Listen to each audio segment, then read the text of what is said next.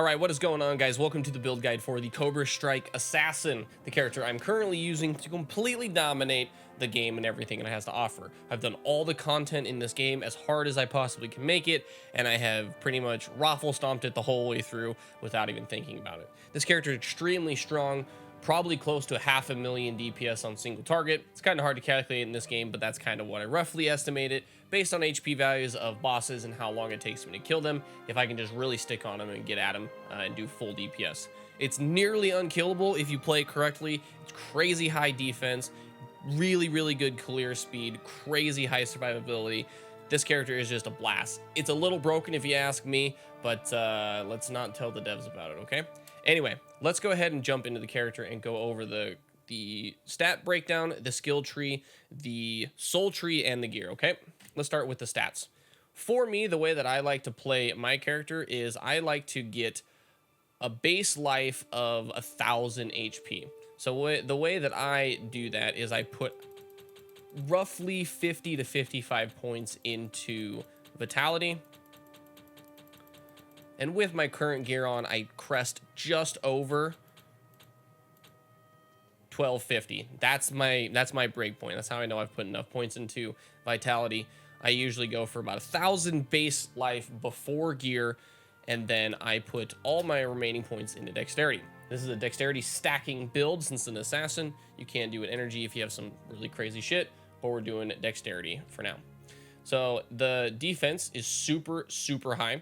Even in tier 5s, this is about a 45 to 50% physical damage mitigation, 25% chance to block, and with all of my skills and everything combined, I have an 88% chance to crit with 432% crit damage, but on a boss using a cooldown, I have 100% crit chance, and I'll go over that here in just a minute. Going into the skills, this is a martial arts build using poison. We max out Cobra Strike. This is your single target and your AoE. This skill is absolutely insanely busted. You then look out to max combo mastery. This will give you upwards of, let's see, you get three charges per Cobra Strike, so you get 39 times 2.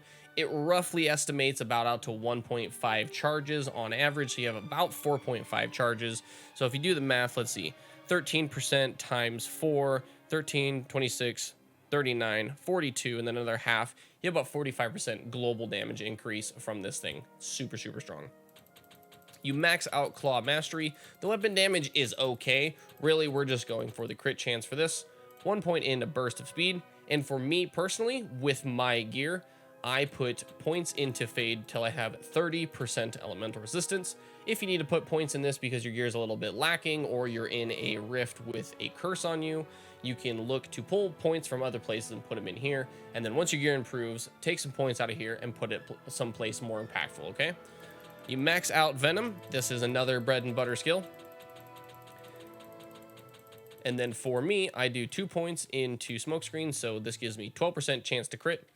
And I will have 100% crit chance when I get to a boss. Super strong. And then this is kind of where the flex point is. You want to put at least 1 point of Blade Shield because this helps propagate poisons to your enemies around you. Since it's based on your weapon damage and it hits for poison damage, this can help add poison stacks to everything around you, including bosses. You could put points into Burst of Speed for some more attack speed and run speed. I don't personally feel like I need to, so I personally put all the remaining points I can into Blade Shield. Going over the soul tree, I move my way down first through these elemental resistance nodes and grab a Weight of the World. This is an absolute mandatory for the build considering we stack everything into dexterity. You need this, and in my opinion, every character should use this. It's really busted. Then over here, I take the Chromatic Fortification for 5 to all max resistances. You look to get as much flat dex as possible, so you take these dexterity nodes here. Then you move your way up through this elemental damage, passing all the way up through here to Agony. Critical strikes have a double chance to apply ailments. Super powerful for our build. You then dip down here, put 1 point into Poison Leeching, and then your last points go over here for some more crit damage and life and mana after you get a crit strike kill. Pretty sweet for sustain. Now, going over the gear, I will tell you what is mandatory and what is your flex points for these gear. So I'm just going to go ahead and really quickly take out everything to show you what it is. This is the claw that I've been able to use pretty much for like the last 4 days, 5 days, maybe even a week. Your absolute best in slot is the Jade Talon unique wrist sword.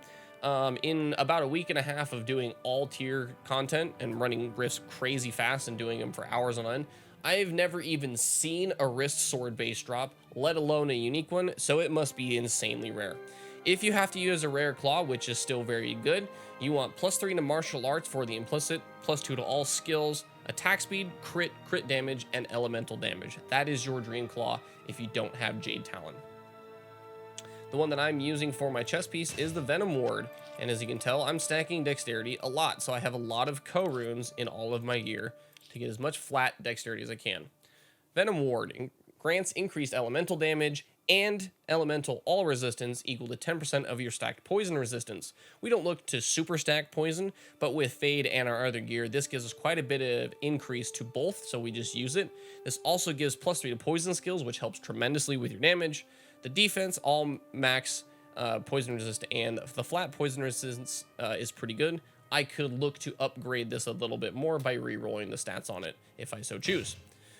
And then moving on to the helm.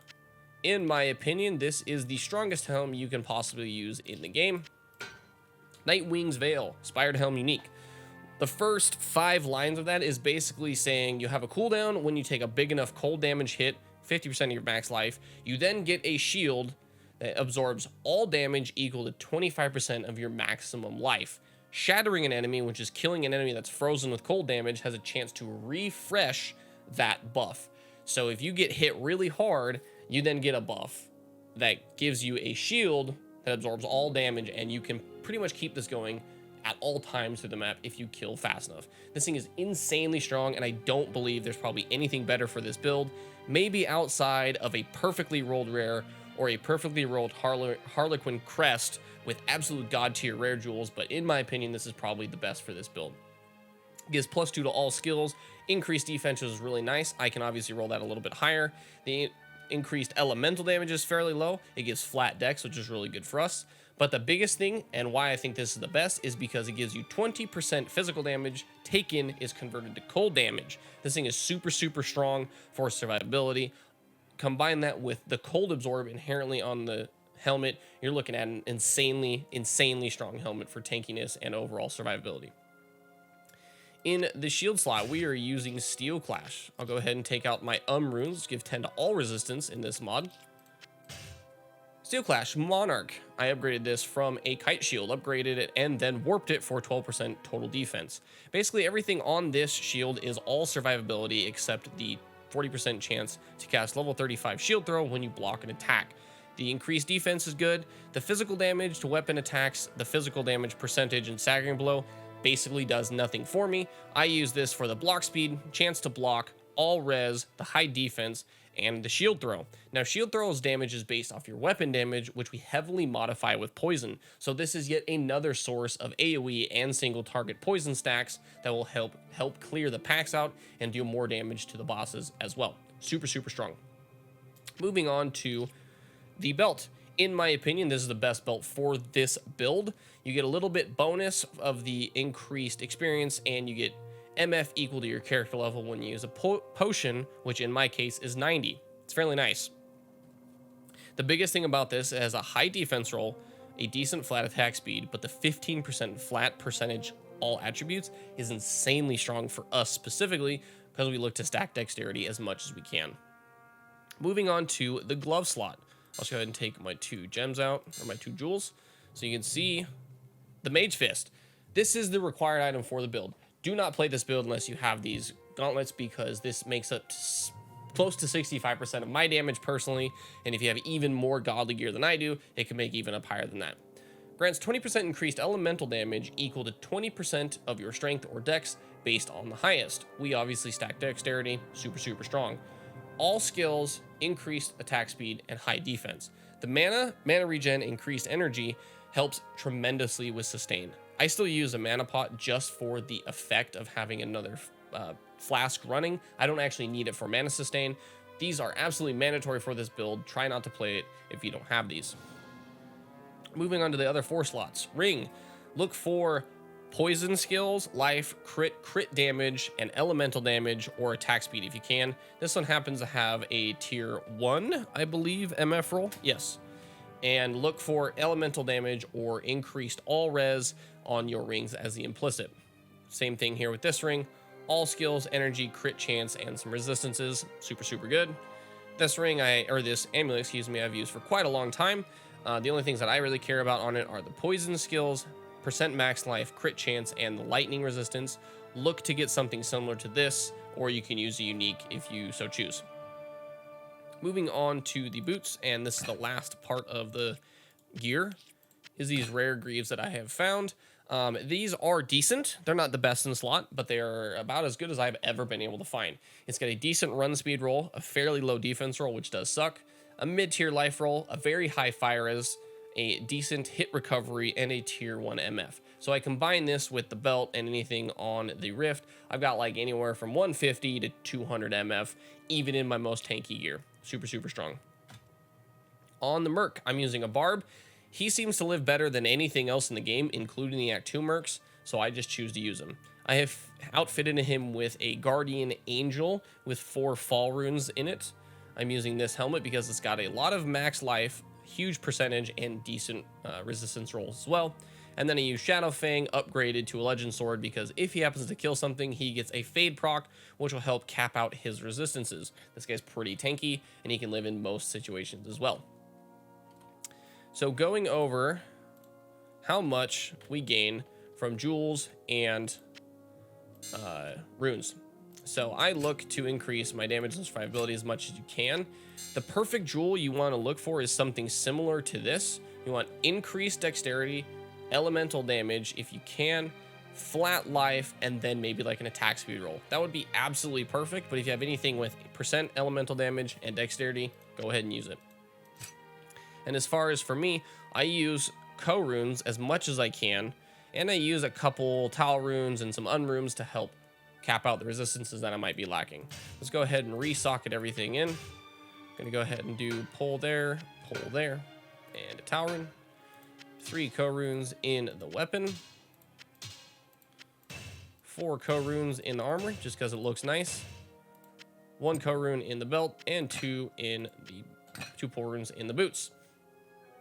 So as you can tell, before buffs, we are sitting at 27.6k Cobra Strike damage. And then if we do Burst of Speed, Fade, Venom, and Blade Shield, you can see our resistances are capped at 80, 95% poison resistance from the Venom Ward. Our Blade Shield is doing basically 8.9 to 9.3k damage, and our base damage has gone up to 8.4k, about 8.6k on average, and 27.8k on Cobra Strike. It is super, super, super busted how much damage this character actually does. The one swap I do use if I'm happen to do a really hard rift that has like reduced elemental resistances, I will take his armor and swap it for mine and just move the runes around. This gives 15 to all max res, so I can get up to 95% if you need. This video is kind of dragging on. It's about 13 minutes in, so I'm just going to give you guys a quick gameplay demo of a Worldstone Keep Rift Stone. This is a tier 5, so currently the hardest content in the game. 1,250 life and physical res. So I have 84% physical resistance in this zone. Combining that with the changing of the guard, or changing the element damage from Nightwing, is insanely strong.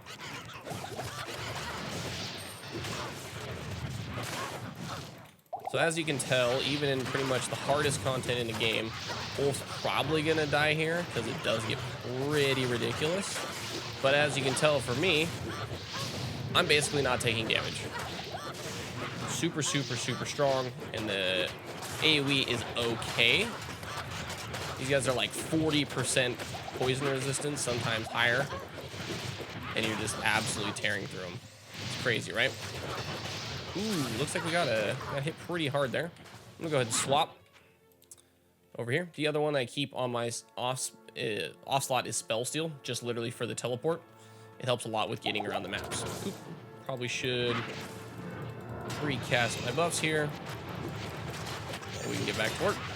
I'm gonna go ahead and go try to find the boss of this. This is the, I believe it's Terra. Yeah, because Nemesis is in the other tier 5.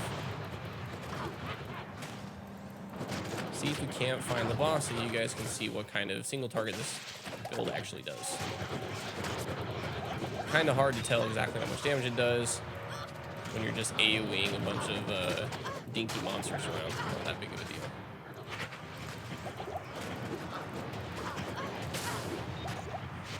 Alright, where is that boss? There he is. Make our way. Guardian of Terra. Ah! Okay, so we got the poison on him. He's pretty much... Bam. Still got him. Unfortunately, this game does suffer from some desync issues, so you can tell I was actually, like, hitting him or near him, and I wasn't actually getting the poison procs, but I've been able to just absolutely face tank that without any problems. I'm going to go ahead and wrap the video up here, guys. I hope you enjoyed it. If you made it this far, I want to personally thank you. I know it was quite a long video. Take from this what you will, but I can probably say this is the strongest character I've played, and honestly, probably needs a little bit of a nerf. Anyway, guys, I will see you in the next video. Thank you so much for watching. Bye-bye.